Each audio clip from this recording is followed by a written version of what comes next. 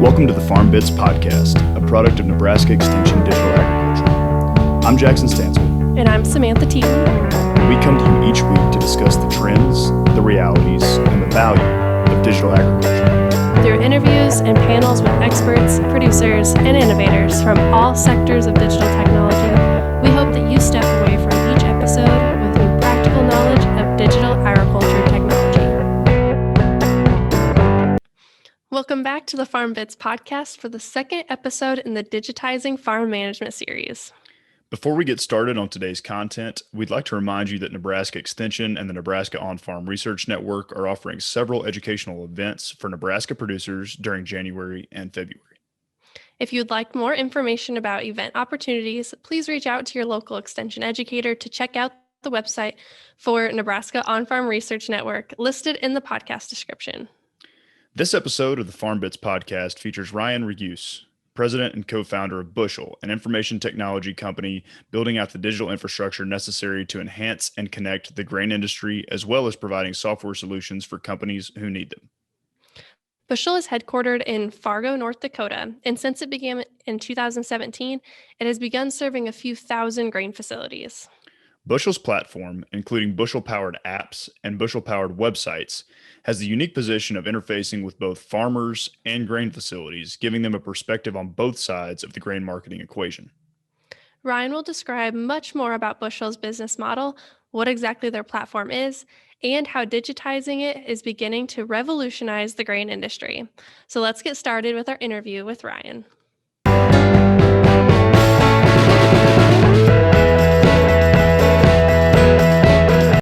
So tell us a little bit about yourself and your background, and if you can, how Bushel got started.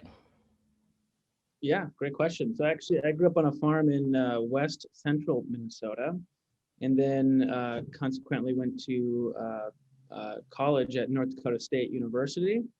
I've always been interested in agriculture, and definitely got like super interested in technology when I was in college. I think I got my first smartphone maybe like my sophomore year or something, and mine just exploded with ideas on the cool, crazy things we could do. And we actually, so I have a co-founder, Jake Dornstead. So, him and I, we started the business actually just working on building mobile applications for any company that would want to do business. And so that was the time when there was a huge boon in apps for everything. And we did that for several years and decided that, hey, we want to focus down into a single industry. Culture ended up being that pick. And we also knew that we wanted to, instead of just building everybody else's technology, also build some of our own. And during this time, we were working with sugar beet cooperatives in the Red River Valley.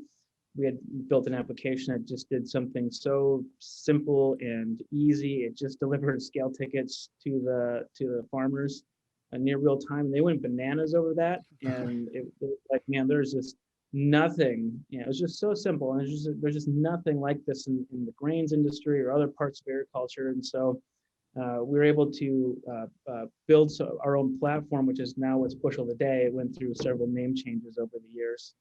But it was Bushel Today, and we delivered that to the first couple of customers, I think, I get the years mixed up, I think 2017. And that, again, the farmers went just bananas over it. On one instance, they had 100% of their main business farmers using the application the first year. And, and even for me, it's been a huge thing. And so it's like, because I still farm with the family, and it's like, wow, this is just amazing. It's taking off like crazy. Let's just layer onto this and let's build more and more and do more and more things. And as you kind of go through that, it's like an airplane on its way to its destination. You know where you're going, but you're constantly adjusting your way there. And so we've taken that path over the years, and I've constantly added more and more features to make it more robust, but also creating an ecosystem around it. And so Bushel today is much much different than the Bushel from 3 or 4 years ago. I guess it was 2021, so four years ago now. Awesome. On your website, I was going to say, on your website, we saw how many co-ops and retailers that you work with. So that is a lot of growth in just 3 years. I didn't realize you had started so recently. Yeah, it's been think there's 40,000 now verified farm businesses using our platform. And I get the number mixed up, but around 1,500 grain receiving locations around North America, so US and Canada, that use our software. So pretty good reach in a short amount of time. Absolutely. Yeah, that's impressive. And I guess for some of our farmers out there in Nebraska who may not necessarily be familiar with Bushel to begin with, I saw on your website that FieldNet, that Lindsay offers for its pivot control is an app that I guess Bushel built as a solution for providers. Is that correct? Yeah, that's a great distinction. So we actually still have our custom part of our business. So we have the platform, and then we have the custom side. Supports agriculture industry either in their digital transformation for their customers or for customizations onto our platform. Cool. Yeah, I just noticed that. And I know with as many center pivots as we have out there in Nebraska, there may be some growers who are kind of familiar with Bushel's work through that app. There's a fun story. I was in a different news article, but they had interviewed one of their customers who's like a 96-year-old farmer, and he's like, I just love sitting in the chair and monitoring my pivot. And so that was technology. So I guess getting back into the grain industry and kind of the agricultural supply chain, can you kind of just give us some background on what are the biggest challenges that are facing the grain industry and the agricultural supply chain right now, across merchandising, transportation, storage, the marketing for the farmers? Can you just give us like kind of an overview of that?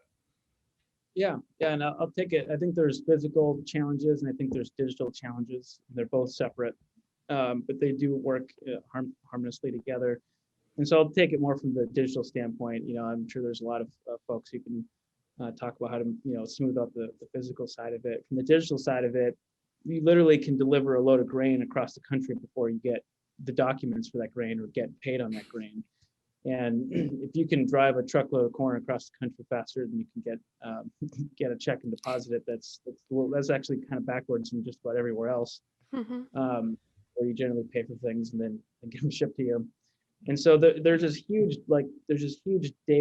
digital gap that goes, and that's everywhere along the supply chain. I mean, the U.S., North America especially, has spent so much time and energy making the most efficient physical supply chain possible. The digital just really needs to catch up, and in doing that, it provides benefits anywhere along that you can think along that supply chain. So anywhere from the farmer, if I'm a farmer.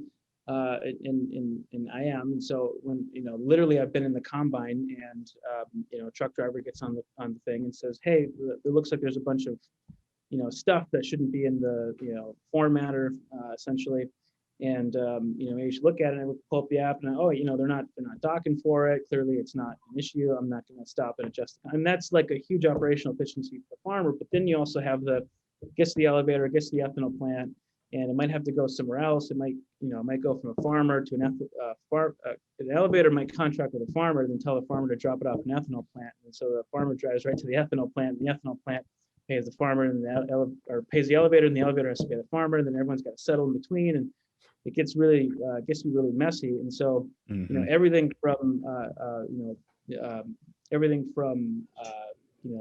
capital absorption, so the ability to float all that money over a significant amount of time, all the way down to the operational side of things, which could be like, hey, if this load gets tested or gets rejected, now I had to drive the truck all the way back and forth. Well, could have done something ahead of time? So there's so many opportunities along the entire supply chain, everywhere from pre-farmer all the way to consumer, where there's a huge digital gap, and I think everyone's mind is the sustainability, the carbon initiatives, changing consumer demands. Well, consumer demands are going to change, infinitely into the future, and supply chain needs to be ready to be able to make those changes. And right now it's very kind of boaty and slow, and the ability to bring digital in there not only gives operational efficiency, but also gives opportunity into the future for doing greater things that maybe we're not even thinking about today. Absolutely. Were any of these challenges really exposed or amplified during the pandemic? Yeah, I mean, absolutely. We saw a couple parts of the supply chain break down. Small food shortages in the U.S. and that's it just kind of shows you the fragility of the supply chain in many ways. I mean, we have both. I'm a big fan of macro supply chains and micro supply chains within a community. I think from a food security standpoint, you should almost have both. So we saw there's a lot of centralization. Those things fell down. We had a customer go, look, truck driver came into the scale house, and the scale house operator got coronavirus, and he passed away. And it's like, I don't ever want to see something like that happen again. And so, all the way down to, I think countries and nations should invest in their food security. It's important for a country to make sure its people are fed and have the potential to get food when they need it. And when you have things like the events that happened in 2020 and some pandemics and the exacerbation of some effects, it almost becomes a national security thing to make sure that you have the ability to deliver food in a low touch manner. And so you can pivot and change and be able to continue to operate in case something does even worse come in the future. And so I think not only, as we talked about the operational efficiency, there's also a whole food security side to it, why we should digitize our food supply chain in a meaningful manner. So I think that's all really, really good stuff. And on the Bushel website, it says that your vision is to create that digital infrastructure that is necessary to kind of enhance and connect the grain industry specifically. And so what does that infrastructure look like in terms of providing the flexibility that you think needs to be there for some of these, future opportunities? And why exactly do you want to go out and create it? Yeah, it's a great question. And so what does it look like? It's kind of like asking what the internet looks like too. Sure. But generally, from a conceptual standpoint, there's a lot of There's a lot of data that is sitting in to be very exacting. There's a lot of data sitting in very an incredible amount of silos, if you will, and in many different types of formats and shapes. And being able to interconnect those is extremely important. Everything from the interoperability, reconciliation with customers down the road.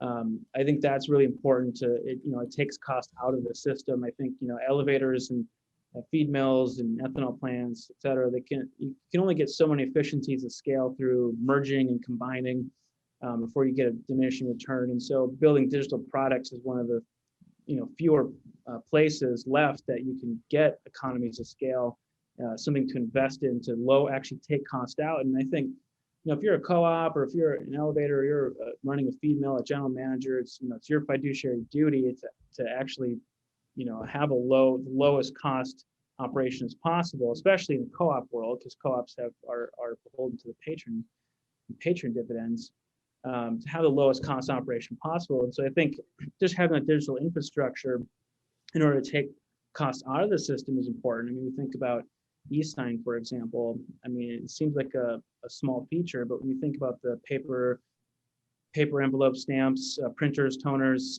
going to the mailbox, calling the farmer, waiting for it to come back, the contract wasn't there. There was the price change in the middle of it. And so now you have, exposure risk. You think about the cost of that, it's like, it becomes extremely expensive just to execute a single contract. And doing it digitally, not only do you get it back faster, but you save all of that rigmarole, and you end up taking costs out of the system and having a smooth, more efficient operation. I think that's important. I also think that building into the future, if you think about 10, 20 years, I think food sciences and health sciences are actually going to combine in a more meaningful way. And I think having the digital infrastructure, the data on that food, how that moves through the supply chain, what were the testing qualities of it? How did that get put into whether it goes into feed and then into meat and then into something else, or feed in the dairy, or it goes straight to the consumer. There's there's such a black hole of not knowing exactly what all it is, and people have been trying to get their hands around it through various different farm programs or different, or trying to label it with 150 different types of labels that might exist. I don't even know how many labels there are, and different types of claims. And so we're trying to get our hands around it, but it's not very efficient or effective, and it certainly doesn't enable health sciences. And so, there's definitely a future in which a consumer should be able to bring their food data into their health data and create very unique opportunities, very unique insight into what's going in their body and what's the effects from the food standpoint. And I think when it comes to food, people really care about three things. One, is this food going to hurt me today, like this instant? And we're pretty okay with that. Salmonella outbreaks, E. coli, whatever. We feel pretty safe that our food's not going to hurt us. The second thing that people are concerned about is this food grown in a way that's going to not hurt our planet, or not not do those types of things. And if you're a country that is well off, you care about those things. If you're starving, you probably don't care about those things as much. But especially as the world progresses forward, we care about that thing. And the third one, I think, is the most important: is this food going to hurt me in the long run? And that question is generally unanswered by society and humanity. And the ability to not only have the food sciences, but if we had data, health data and food data, if you think today, if we had health data and food data going back to 1850, we'd have all kinds of data to do all kinds of research on. Absolutely. We don't have that.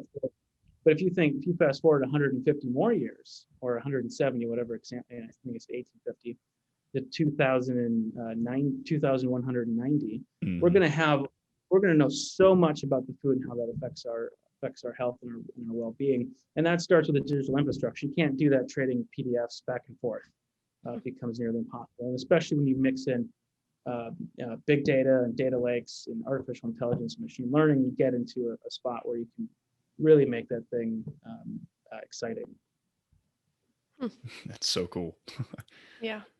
So you've done a great job of laying out all these challenges that are there right now. So how is Bushel and your mission trying to overcome some of these challenges, and who are you connecting in this supply chain?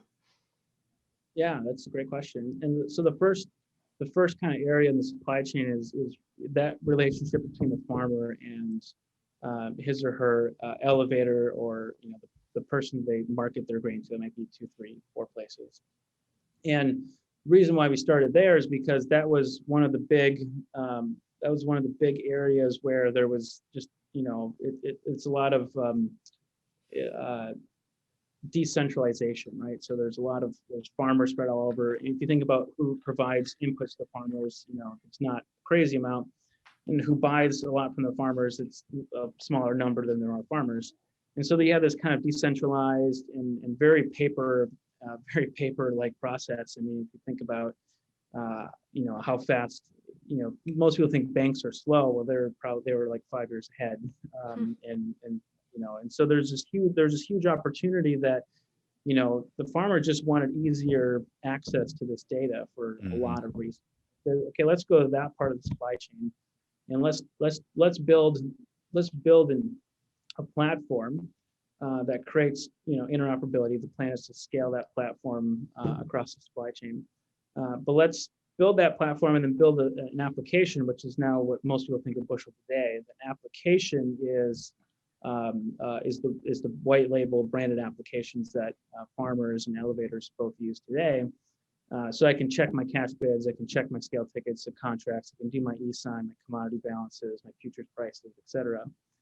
And let's use that as ground zero, essentially. So let's take and create a great application, and then let's extend that data beyond that. So we've done a good job. We've done a good job of building something that people go bananas for. So not trying to be all things to all people, but let's build the best in-class technology that's absolutely possible. But let's future-proof that and enable that to be extended outwards. So now that we have the benefit for the farmer, what more can we do? And that's everything from insurance reporting. So we have Rain and Hail, which is one of the biggest insurance companies, egg insurance companies in the country, or the biggest, sorry, egg insurance company. And, as a farmer, I have to do proof of yield reports, and that might involve me calling the elevator and getting a settlement, getting a settlement, or an assembly sheet, I should say, is the more common way to do it. Or I literally drop off a box of scale tickets, a shoebox of scale tickets. And, and now we're print that off, and now we're moving data with gasoline by driving, paper from one place to another. And it makes no sense. It's like, well, we're wasting the elevator's time, the farmer's time, the insurance company's time. So why don't we just connect these pipes up on the internet and permission them appropriately, and then pass them off, and we'll save everybody in the supply chain time. And so, but that's just one example of dozens, right? There might be farm management systems that might need data. There might be things we're not thinking about into the future around sustainability that might need the data. There might, also passing it not just for the farmer's benefit, for the elevator or feed mill or ethanol plant's benefit, where they might be working on carb scores and they want to move data along. And so there's dozens and dozens of examples. Yes, we'll create this nice tight relationship between the farmer and his or her elevator feed mill, but then also how do we extend that beyond that realm into the other people that they have to respectively do business with. That's really interesting stuff. I mean, it's almost like you're creating a box of inputs and outputs, and you're allowing there to be places for people to plug into and kind of use that data as they need to, and really connecting a lot of the dots that are missing out there. Yeah. So who sees the cost for this particular for y'all's platform? Is it mostly just the grain facility out there that's kind of paying for the platform and using it, and then the grower doesn't actually see any of the cost on their end? Yeah, so the grain elevator, the feed mill, ethanol plant, grain receiving station, they're the ones subscribing and paying the cost of it essentially. But I'd actually reckon that the farmer, if an elevator is using all paper processes being inefficient, they're actually paying for that in the indirect way. Through either slower data themselves, or through having higher administrative costs at the elevator, and now they need a wider basis or whatever it might be to cover those costs in the long run. And so the farmers, in the end, one way or the other, are either going to pay for the inefficiencies or for the efficiencies, because the elevator has to operate, and the elevator operating is a good thing. So, but the farmer generally they don't see the bill for it, right? So we don't charge the farmer, and it's really the elevator that's bearing the responsibility to make their operation more efficient. Sure. And right now, is it mainly like retailer to customer, or is there either right now or in the future to do more like from the retailer to the next level up? Like, is there more business to business, or you like to stay in the area that you're at? Yeah, so there's a lot of more business to business. So as people know Bushel today, it's the farmer and the retail elevator relationship. But we built the technology as a platform underneath that kind of application, white label application that everybody knows today. And we have part of our business what we call Connect. And so that's basically an API layer that is extensible to the rest of the industry. And so on one hand, the enterprise companies, from a business to business standpoint, can get, whether it's the drop shipping example that I described earlier, having the ability to do that reconciliation faster. So some enterprises will take those APIs and they'll build them and extend them out. And then our future also includes figuring out what the applications that are useful for the consumers on top of that. So if you think about like what is an Apple or a Google strategy, they have kind of an OS, which is iOS or Mac OS, whatever it is. But then they also have their own applications that they own on top of that, and that could be, a mail, or it could be, maps or whatever it might be. And then there's a bunch of other companies that also have applications that they've written on top of that operating system. So the way we think about it is our platform is really an operating system, and we have our own application that's really priming the pump and getting the engagement and getting the usage. But then we also have the API layers that other people to build on top of that. And then we're also going to invest in some of our own applications in that world as well. And so whether that can go all the way down the supply chain. So it doesn't forward and backwards. It doesn't have to be kind of, next layer up per se. And the ability there's the interoperability. So with my peers, I'm selling, from here to the ethanol plant. I got that kind of triangle thing I got to deal with, all the way to, I want to have what we call our super scale certificate concept, which is not just have the regular data that goes with it, like, protein percentages or moisture, but maybe all the field records that went along with that data, all the other growing practices that might have went along with that data, moving that down the supply chain for the benefit of the CPGs, consumer packaged goods, or even down to the consumer level. And so really building out that ecosystem is the long-term vision. Very cool. So I guess kind of on your app level, it seems like even though grain facilities might be the primary customer, in your case, things were built to have kind of a grower focus in terms of design. And so how did you identify and what did you identify to be the most important factors to growers in kind of this digital platform or app for their grain marketing? Yeah, that's a great question.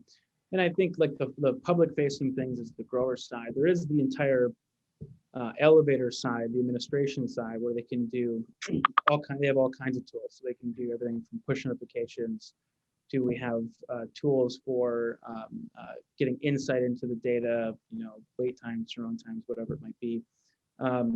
Being able to see things in a rapid manner. And so there is actually an entire kind of back-end tool and tool set. So offer management, hedging, all those different types of things are, e-sign, all the e-sign content. So there is a whole layer of kind of back-end stuff that's not public facing that is for, the elevator and for the retailer, et cetera, to manage and run their business and manage and run the application for the grower side. On the grower side, a big part of it was actually just being a farmer myself and knowing what's important. So I think there's continuous and discontinuous innovation. And continuous innovation is, okay, what are the things that we really care about and how can we layer that into, where we want the farmer to go. And so some of those things, are those cash-based futures are obviously really important. I mean, I check those multiple times a day, but certain times of the year or when I'm really busy with, hauling grain, the scale tickets become incredibly important. The contracts become incredibly important. I once watched a general manager and a farmer argue whether or not getting a scale ticket in 300 seconds or 60 seconds, so 5 minutes versus 1 minute, what was, if I'm doing the seconds math right, but 5 minutes to 1 minute, and it was such a big deal to the farmer to get it in 1 minute or less. And general manager's like, oh, the truck's not even back to the field. He's like, well, that's the point. I want to know before the truck even barely leaves the place exactly where to route it next, or if I have to route another truck that's leaving the field to my bin site or something else because the moisture's too high, or who knows what it might be. Or it could be safety issues like, man, that truck was overloaded. I got to go talk to the grain cart operator. I mean, the amount of things that farmers use these things for is sometimes mind-blowing. Yeah. And so the ability to drop those things and when they're important, right? Settlements are important, especially when especially during tax time. Even like I've sat down with the tax accountant and go, okay, here's your 1099 and it's got to match it. And here's the settlements, and make sure you're doing all the things and reconciling those. So during the course of the entire year, these things are important. But getting the things that, from a continuous innovation standpoint, getting to the things that really matter to the farmer, to get them kind of hooked into that was important. 4 years ago, a lot of the potential customers at the time, customers today that I would talk to were like, okay, well, how do I know anybody's going to use this thing? And so having a gorgeous UI and a smooth system and even to the point of where we don't even try to disrupt the continuing operations at an elevator. Like, look, you don't have to change up all your stuff today. You just kind of put this in, and you'll start trickling in those benefits. And then over time, we'll move that along into a better spot. I think, it's kind of like if you're on a raft in the ocean, you don't just rip the whole raft apart and jump in the water and rebuild it. You just take one log at a time and move it. And so that's part of the process that you have to go through and to get to a point of digitization. And so when you ask, what's most important to the farmer, all those pieces are incredibly important, but at different times of the year. That's a great overview of the features. And I think if someone were to look at this app, if they had it downloaded, they would see how beneficial this is to the farmer. But can you go into also why it's so beneficial to the grain facility and how this digital platform can also help them? Yeah, and I think there's several instances. I'll see if I can describe three of them.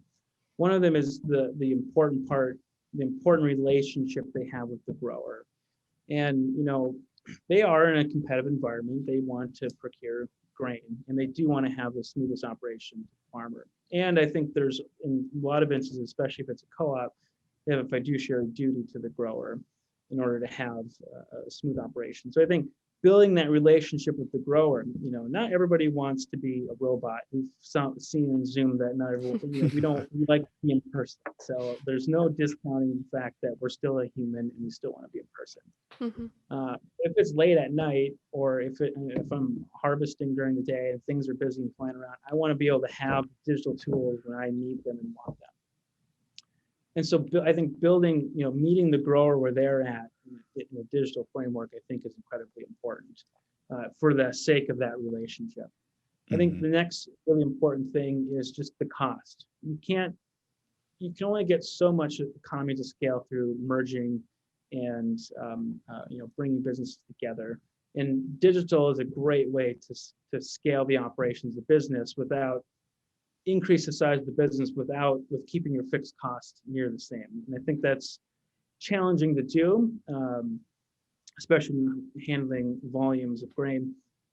But I think it's important, especially from an administrative standpoint and other pieces, taking cost out of the system and having digital tools that can scale effectively, I think is incredibly important. And I think the kind of third thing is, when I think about the original purpose of a co-op or an elevator that came together, if it's 1800s, sometime in that time period, I'm probably selling my grain to the local, local farmer that milks cows, or selling my wheat to a local baker that bakes the bread. And these elevators came together, especially when the rail lines came across. These elevators, co-ops, et cetera, they came together and they said, well, why don't we pool our resources together, build a facility, put it on a rail line, and now we have access to a world market that we've never had before. And it was a really big deal. Not only did it allow farmers and other people to sell the grain worldwide, essentially, it allowed other places around the world who couldn't grow that grain to have it. So it was a huge kind of benefit. When I look into the future, there's co-ops and elevators and et cetera are still, I think, beholden to making sure that opportunities exist for agriculture and supply chain. Not only we spent so much time on the efficiency, but now it's really important to think about, and a lot of people are thinking about this way, what are the next opportunities? Original opportunity in the 1800s was access to a world market.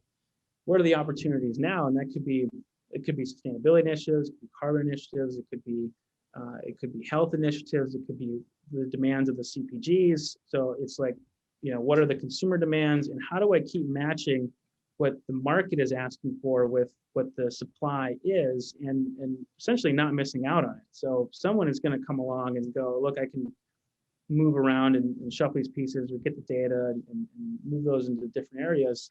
But as a co-op or an elevator or whatever it might be, it's to keep getting those opportunities, to keep in front of the CPGs, to even in some ways, a lot of times the consumers, CPGs, and then it's going back to the elevators are like, hey, here's the what we're looking for. Well, there might be opportunities that consumers or CPGs aren't even thinking about. The farmer goes, well, I can do X. And everyone's like, well, I never thought about that. And so I think there's even more opportunities like that. And you're not going to get there unless you're digitizing your infrastructure in a meaningful way. So can we actually dive into that a little bit more? So you've really hit on that, I think, a couple times, and we really wanted to get into a discussion on, I think, this added value part, the carbon trading and some of that. I think I'm skipping ahead if you have your list of questions there. But since we're there, there's how do we get beyond like this number 2 yellow dent corn where it's like a mass produced uniform product, and we can actually like market it into the different qualities or at different levels for some of these different programs or for consumers in a way that they want it. Does that make sense? Yeah, I think that does make sense. And the U.S. food supply is pretty efficient. And so, and correct me if my facts are wrong, but the U.S. per calorie is about the cheapest food in the world. And a lot of it has to do with their ability to be extremely efficient at things. But there's more than just cheapness to food, right? We want quality food. We want a sustainable body. We also want it in a way that doesn't harm the planet, or more importantly, is a area where it can really help achieve things that a lot of society is thinking about. And so when we think about, how do we get to these opportunities, or how do we get away from yellow number 2 corn? Yellow number 2 corn is still important. Forget that. It's still, a lot of it goes into feed and it goes into cattle, and a lot of it gets made with a lot of other things, corn syrup. It's still very important. The only way to truly get away from it, and a lot of times it's like, there's this kind of, I don't want to call it a standoff, but it's almost like, well, we want this, who's going to pay for it? And it's like, well, nobody knows. And in order to get there, one, you have to have a non-cost prohibitive way to do that. And that's part of scaling the digital infrastructure, I think. And then two, you have to have the demands for what, not everybody can quite even agree what they're exactly looking for. And there's labels that are like USDA backs up these labels, like, hey, these are claims that are real. And there's food labels that are like, not even necessarily based on anything. Yep. And so, and then it's like, okay, well, someone's going to come by and audit, and what did you really mean? And so I think in order to get there, you really have to have a system that doesn't require 30, 40, 50% more work to get to it. And trading PDFs around, or chicken scratches on notebooks, or whatever it might be, or having, as we talked about, discontinuous innovation versus continuous innovation. If you go and ask a farmer, look, remember all the things you did the last 40 years? We'll rip that all apart and let's just do something completely different this year. They'd be like, what are you, nuts? And it's like, you have to be able to say, look, Mr. and Mrs. Farmer, you don't have to change a lot. All you have to do is bring these things together, authenticate this thing, and we can start to move that down the pipes. And I think there's even a future in which, if you're a CPG, or you're a consumer, or you're a processor of sorts, that you could, if you have enough digital infrastructure, you could look for something that a farmer or an elevator or somebody's not even thinking about. So, hey, I want corn that's a carb score X. And you might know that a farmer, for example, is positioned closer to an elevator than another farmer, but they don't know that they have an inherent carb score. I'm just using this as an example. But they don't know they have an inherent carb score because they're closer. Well, if you have enough data and you have enough machine learning and artificial intelligence, you could go to that farm and be like, look, you actually have an inherent carb score that's lower than a lot of other people. Your grain's worth more. You didn't even know that, Mr. and Mrs. Farmer. And those types of opportunities are only possible with digital infrastructure. So when you ask, how do we get away from yellow number 2 corn? The question first is, what are you trying to get to? I think we can, shuffle things around.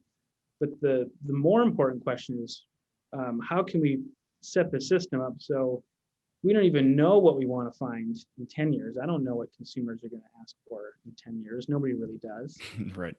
And how do you set up a future-proof system so that no matter what the whims of a consumer might be in 10 years from now, we can get back to that without having to retool the whole system. And the way you do that is through a scalable digital infrastructure. And so, what is going to be the role of blockchain? This is something we've heard from other folks, that blockchain is probably going to play a role in this whole process of traceability and sustainability. What do you see the role of blockchain being? And I guess what physical tools are necessary to automate this process? Yeah, that's a great question. And what was Bitcoin, like 40,000 over the weekend or Yeah, something? yeah. It's mind blowing. It's crazy. Yeah, totally. And I think I think people confuse blockchain with computing power. People go, just, put your whole business in the blockchain. I mean, like, that's a terrible way to do it. It's centralized computing power. It takes a long time to process data relative to what you can do internally with your own set of servers. So it's not a data processor. It's an immutable record. And and blockchain is inherently decentralized. And there are examples of blockchain technologies that are privatized, like Ripple, for example. But in essence, it's decentralized, right? So, what are we getting at? Well, a lot of people think it's the computing power. It's not the computing power. We're not going to do everything on the blockchain. You're going to do your own processing, your own computing. You might write to a blockchain, and because it's decentralized and it's an immutable record, we can build trust back into it. So what are we asking for? And a lot of times it's the computing power. If you step away from that, then it's the trust part of the thing. All right, I'm writing to this record and I cannot change it because it went across the network. Everyone agreed that this is what happened, and you can't just go back and change it. So you essentially can help take fraud out of the thing. You can also do things like monetary exchanges faster, which is the point of what Ripple was kind of built on. So how do the ability to have a standard between monetary things. And then you have the ones like Ethereum, which are like, hey, we're data and we're monetary, and we're going to try to combine all those into a single format. And so I think blockchain, from an immutable record standpoint, easily could have a future. It doesn't necessarily, it doesn't mean it's automatic. I don't know if it's automatic.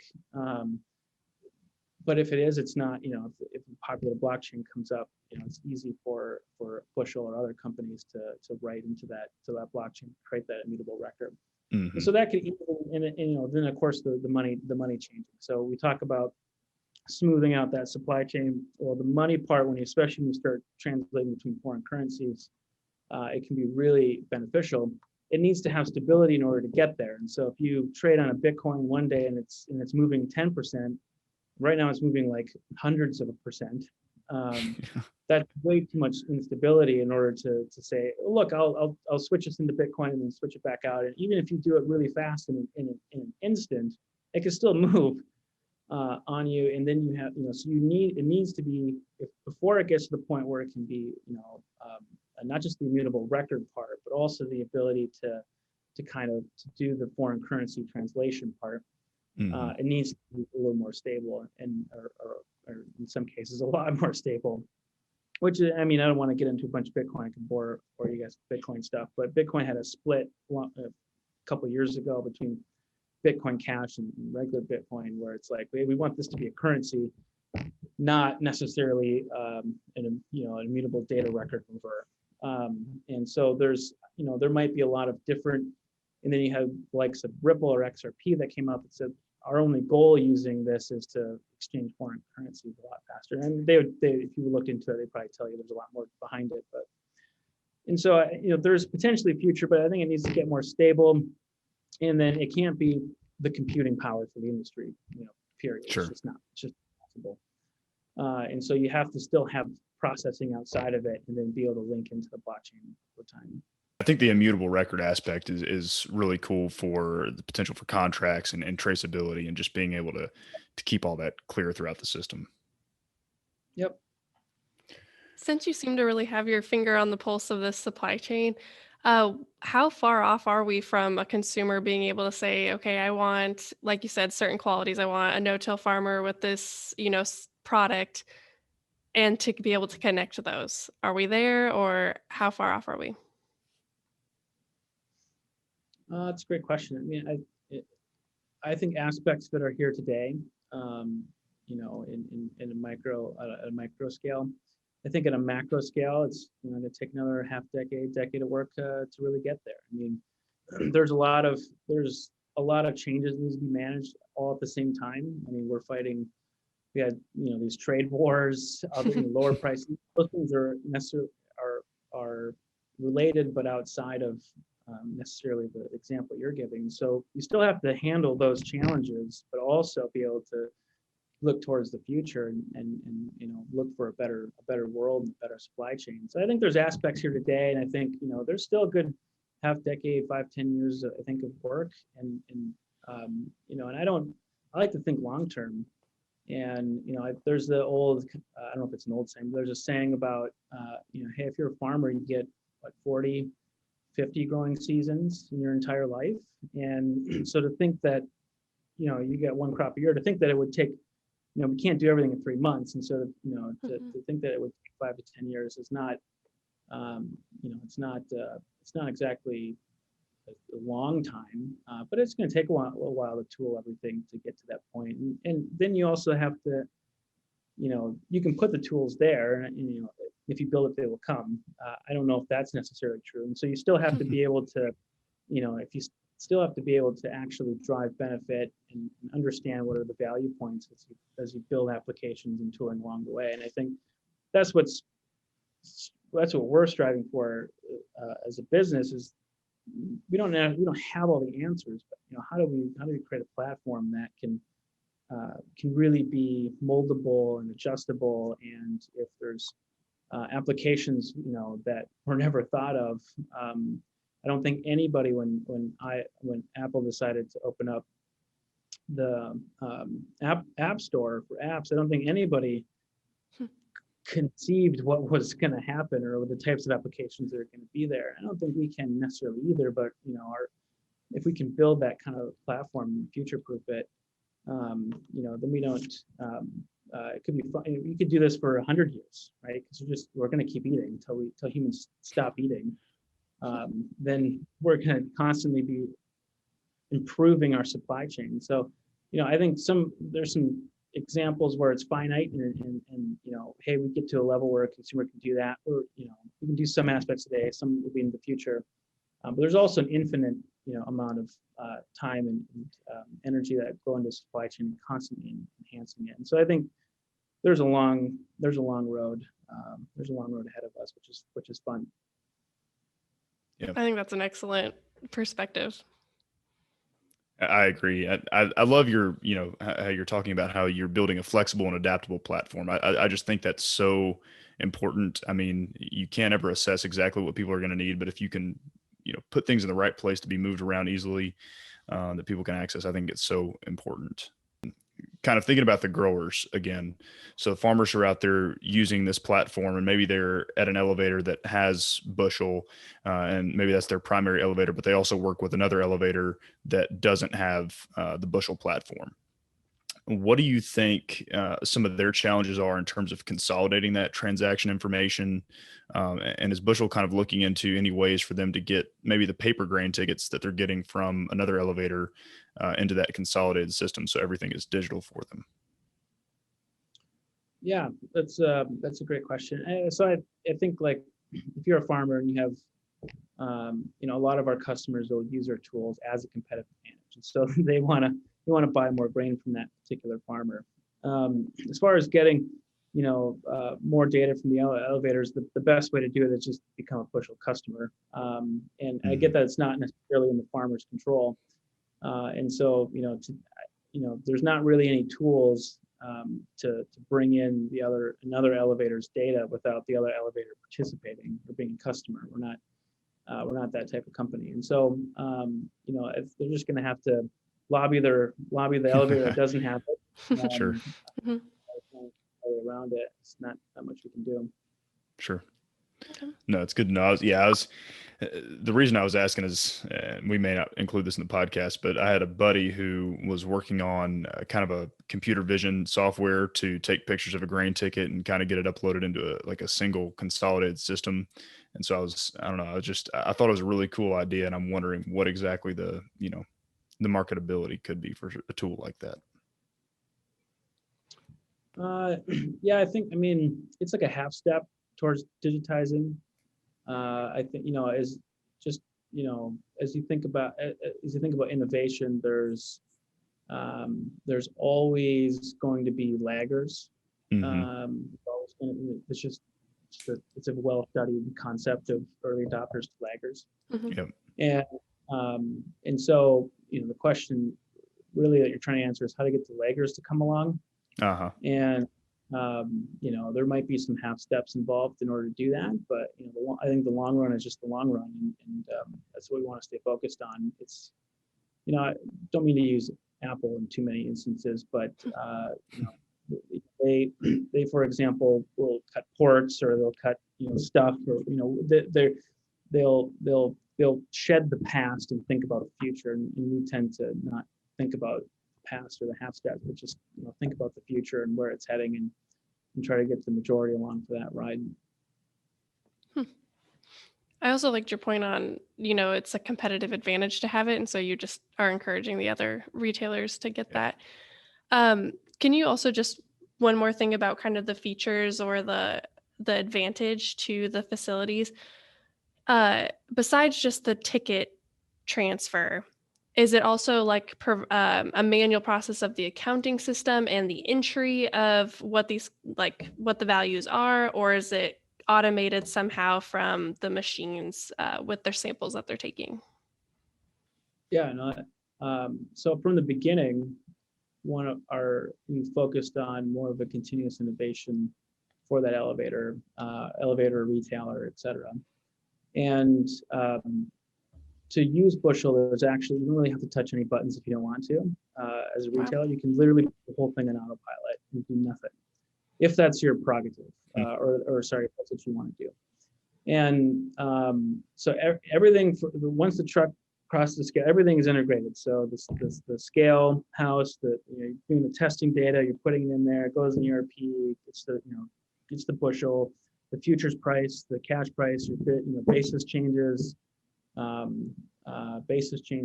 Offer, all of it is completely automated, and so there's no buttons that have to be pushed internally to get the thing to just inherently work. Things that an elevator does, what it comes to e-sign, or becomes offer management, then you're a grain merchandiser, you're reviewing offers, and you're looking at your depth of your book, and you're understanding what your position are, and you're charting and doing different things. So that's more engaged. So there's actually a range of flavors, from I want the whole thing on autopilot, never to think about it, but yet to have the tool, all the way to, man, I can really get in depth. But sticking to our thesis about keeping data running smoothly, and taking scaling an operation without increasing administrative costs exponentially along with that. All our tools are built and set up in a way that there is no multiple entries in pretty much all the instances, and so you can put the whole thing on autopilot. Pretty cool. I didn't anticipate that it was that completely automated. I figured there would have at least had to be some manual entry in the system. Yeah, and there's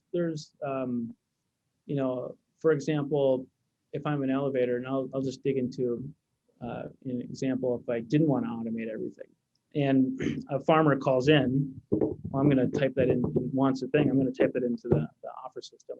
It's going to show up in their app, and I'm just going to type it in once. And the elevator's already doing that anyways. They're taking sticky notes or writing things down. And so, in that instance, it's 0% extra work, but they're still, they might be keying something in for the grower at the grower's behest. So there's some instance of that, but certainly if they want to autopilot the whole thing, they can. Very cool. So if there's a grain elevator out there listening, or somebody who's managing one of those facilities, or if there's a farmer out there who's like, man, I really wish that my co-op and local elevator was offering this Bushel platform. Where do you suggest that they go to get started and learn more about what Bushel's doing?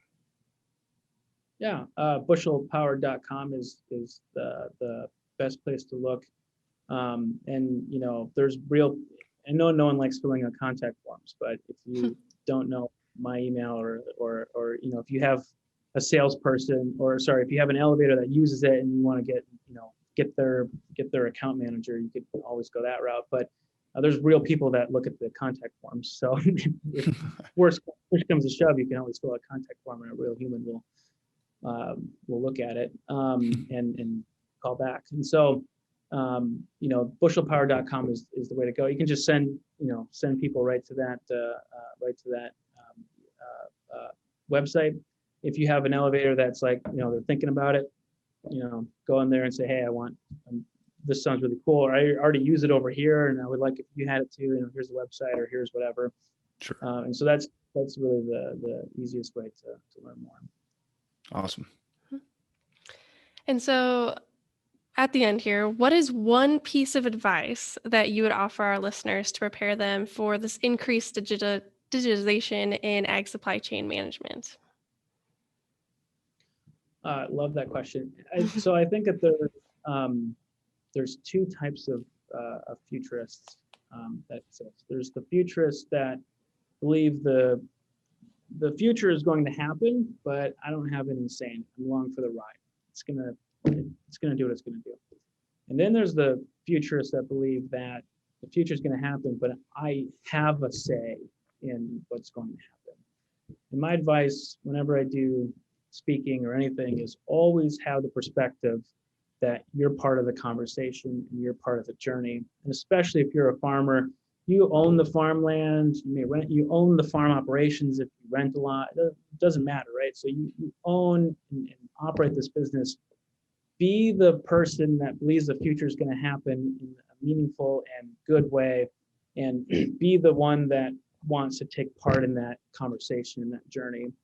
People get kind of afraid sometimes of not knowing what's happening, what's going to happen, or what that is. And I think just stepping into we don't have a lot of conferences, but going to the conference in pandemic world, go to the conferences, go to the co-op and talk about digitization, talk about how you can make your farm, sit down with your, merchandiser or whoever it is, and talk about how you can help make your farm more efficient, or how the elevator can be more efficient. If you have ideas, like be part of the conversation, be part of actually shaping and forming this. Bushel itself we can't do it by ourselves. Nobody can do it by themselves. It's really going to take a whole industry, and to some degree, maybe a whole movement. And so just be an active player in it. And I think that's the best thing that we can do. Passively, all these changes are happening.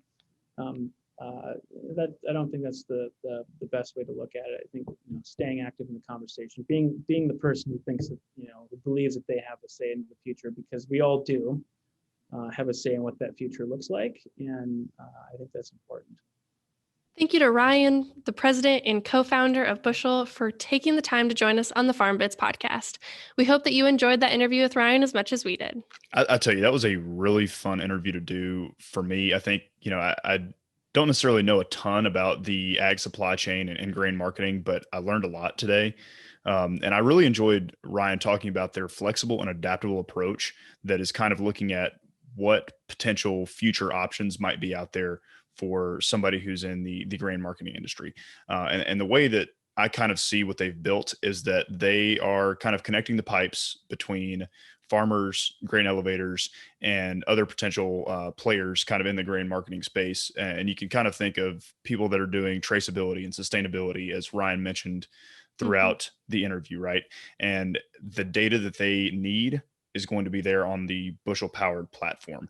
And so really what they're doing is they're enabling value for a lot of these other, I guess, consumer packaged goods that he was talking about, as well as for farmers at the end of the day. Like, farmers may be able to benefit from some of these carbon credits or sustainability measures that they're taking on the back end. I think that's going to be a huge thing for ag in the future. And it's great that Bushel is kind of providing the infrastructure to do that.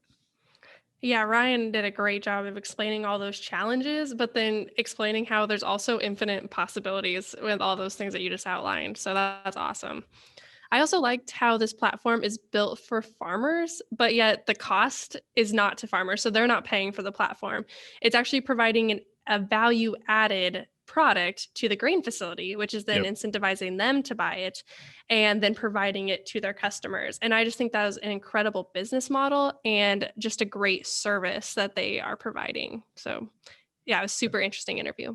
I completely agree. And I really like what you took away from that. I mean, farmers want to use these digital technologies, and really what they've forced to happen is a lot of farmers have to get together and say that they want it at their grain elevator. And Mm-hmm. I think that's great that they're kind of building that community, but it's also kind of de-risking it in a way. So anyway, really cool technology. And I think we're looking forward to another great episode next week.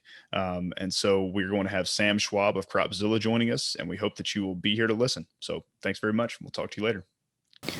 Thank you for taking the time to join us today on the FarmBits podcast. If you enjoyed this episode, please subscribe to the podcast on Spotify, Apple Podcasts, YouTube, or wherever you listen to podcasts to be informed about the latest content each week. We welcome your feedback, so if you have comments or questions for us, please reach out to us over email, on Twitter, or in the review section of your favorite podcast platform. Our contact information can also be found in the show notes. We would like to thank Nebraska Extension for their support of this podcast and their commitment to providing high-quality informational material to members of the agricultural community in Nebraska and beyond. The opinions expressed by the hosts and guests on this podcast are solely their own and do not reflect the views of Nebraska Extension or the University of Nebraska-Lincoln. We look forward to you joining us next week for another episode of FarmBits.